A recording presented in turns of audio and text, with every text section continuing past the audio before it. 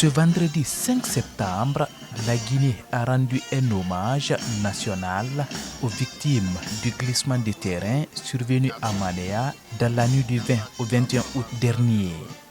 Ce drame a causé la mort de 19 personnes et d'importants dégâts matériels importants. Lors de la cérémonie organisée à l'école militaire de Manéa, le Premier ministre Amadou Riba, au nom du président de la République, a présenté ses condoléances aux familles éplorées et a exprimé la solidarité de la nation. Nous sommes réunis aujourd'hui dans le recueillement, la douleur et la solidarité pour accompagner nos frères et sœurs victimes du tragique éboulement survenu à Manéa vers leur dernière demeure.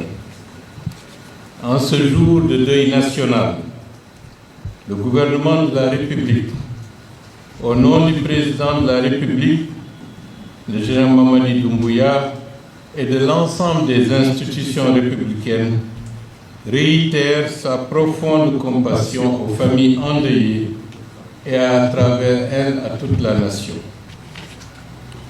Notre peine ne s'arrête pas là.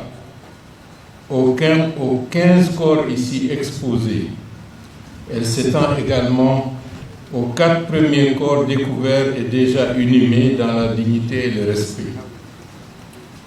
Nous comprenons la douleur et la peine des familles qui n'ont pas encore retrouvé les leurs, qui sont au nombre de 9. Toutes les victimes des inondations qui ont endeuillé notre pays cette année sont dans notre mémoire.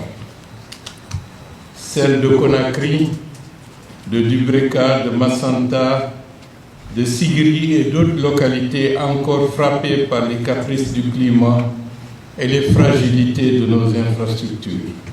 Le Premier ministre, chef du gouvernement, a appelé les populations à une prise de conscience sur l'occupation anarchique des zones à risque. Il rassure l'engagement du gouvernement qu'il dirige à tirer toutes les leçons. Brave population de Koya et de Manéa, ces pertes énormes que la nation pleure à vos côtés doivent nous élever collectivement au niveau de prudence requis quant à l'occupation des zones d'habitation. Nous devons ensemble repenser nos choix d'implantation, renforcer la vigilance communautaire et respecter les consignes de sécurité pour éviter que de telles tragédies ne se reproduisent. Ces drames successifs nous rappellent l'urgence de renforcer nos capacités de prévention, d'alerte, d'intervention d'urgence et de résilience face aux catastrophes naturelles. Le gouvernement s'engage à tirer toutes les leçons de ces événements tragiques, à accompagner les familles affectées et à mettre en œuvre des mesures concrètes pour protéger nos populations.